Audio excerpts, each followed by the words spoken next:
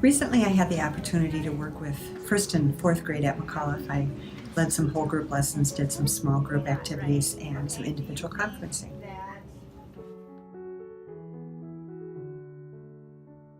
Before the lesson, I had the opportunity to meet with the entire grade level. So first grade and I met together in the morning, and then fourth grade and I met in the afternoon. And we had the opportunity to look at the standards, to kind of feel out where they're at and what would be a natural lesson or unit to follow.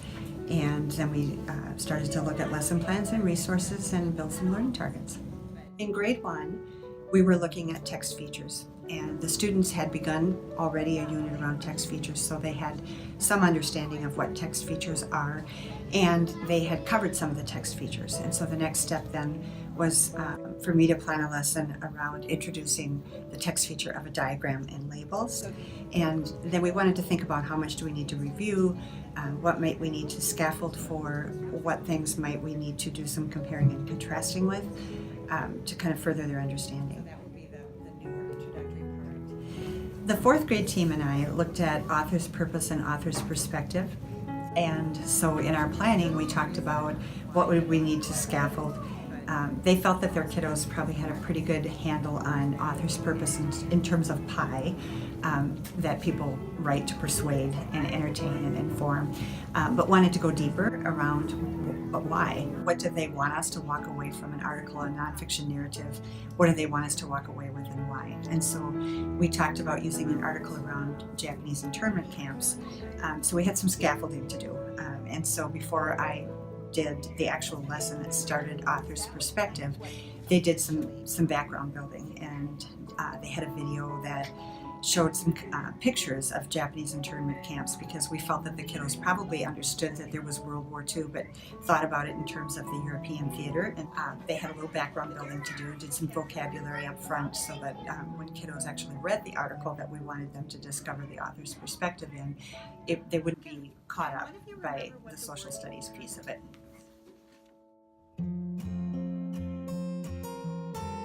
In first grade, the learning targets started pretty simply, and we knew that we would have to break the learning target down a little bit for our young kiddos. And so the first learning target was, I can identify text features. But as we worked through the different activities through the week, from my whole group lesson to the initial mini lessons that followed that, it sort of changed over time, and the performance criteria came into it. So in the end, their learning target was stated as, I can locate text features and I can explain what I learned from them.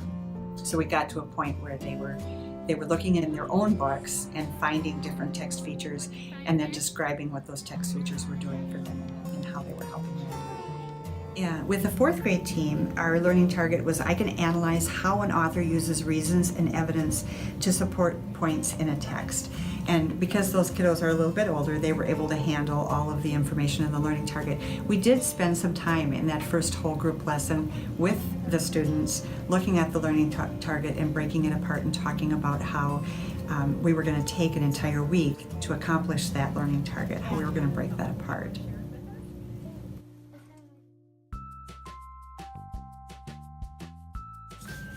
In first grade, the mini lesson was to introduce the text feature, diagram, and label. The teachers in the grade level had been using this nonfiction book on bees, and they were able to use it to show all kinds of text features like photos and illustrations. And so we reviewed this. We used this book to go through, and I would point to some of the different text features that I know they had already covered, and they would tell me what that text feature was, and we reviewed why that would be helpful. And then we moved on to talking about diagrams and labels. And so we had a smartboard file that had a picture of a bee, and it had all of the terms at the bottom. And then the students were able to help me drag the different labels into the appropriate parts of the diagram. And we talked about a diagram being useful in that it helps students understand information about a particular thing. They were able to tell me pretty accurately that a diagram was different from a photograph or an illustration in that it had parts labeled.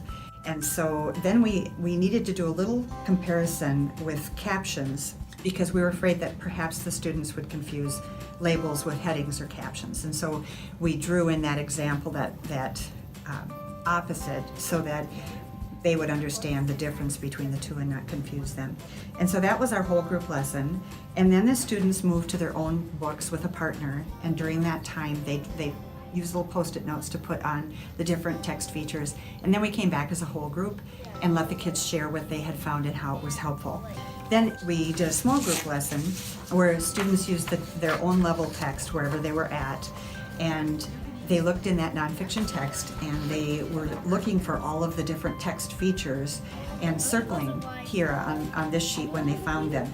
And then the piece that added a little success criteria, performance criteria, was we asked them to pick 2 of those text features and write them in the boxes and explain what they learned from that. And that was the part where the guiding came in from the teacher, because they could often describe what that particular text feature does, but specific to that text, it was a little harder for them to reach in this text, what did I learn from this text or this topic?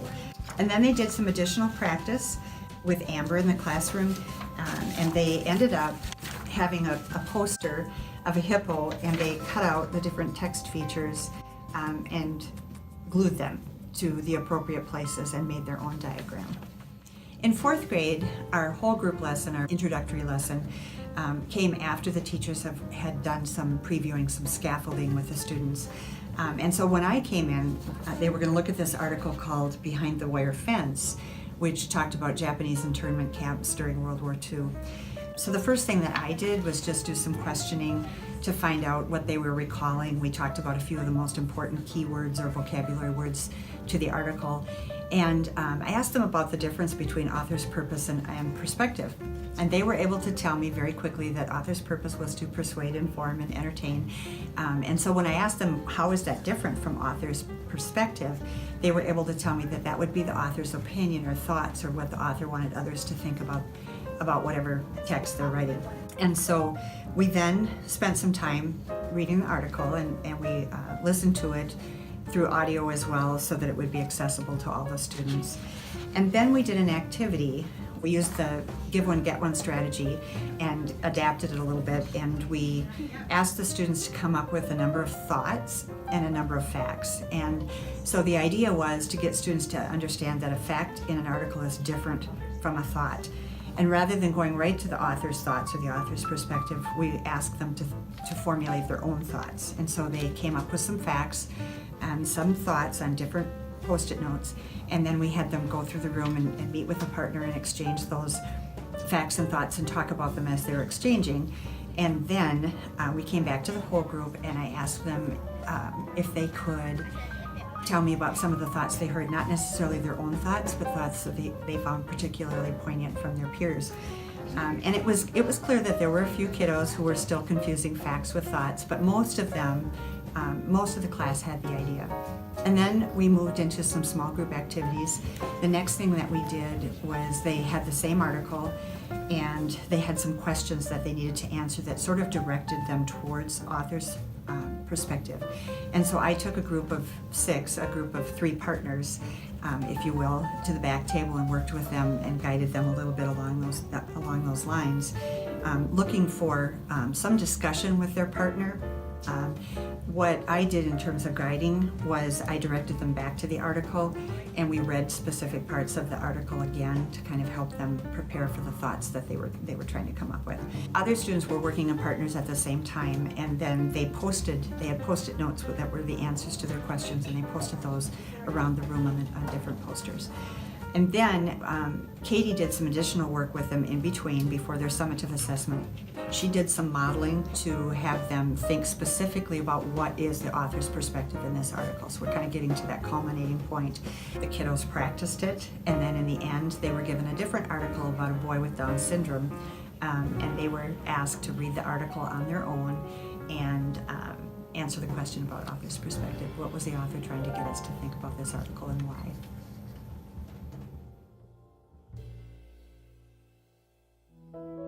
Amber and Katie and I had an opportunity to reflect at the end of the units And so the three of us sat down together and talked through questions similar to a peer observation, thinking about, well, what were the strengths of the lesson?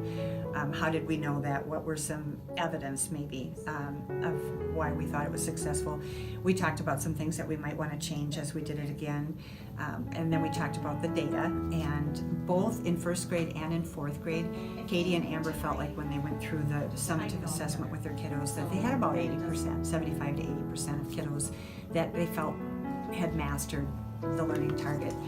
And then we talked a little bit about how they would go back and scoop up those kiddos that needed some additional work with that and some ways that they could do that. But overall, I think we all thought being able to have this experience with the entire team collaborating to begin with, so that we knew that all the first grades and all of the fourth grades had the same learning target, they had the same success criteria, they had the same assessment that they were using.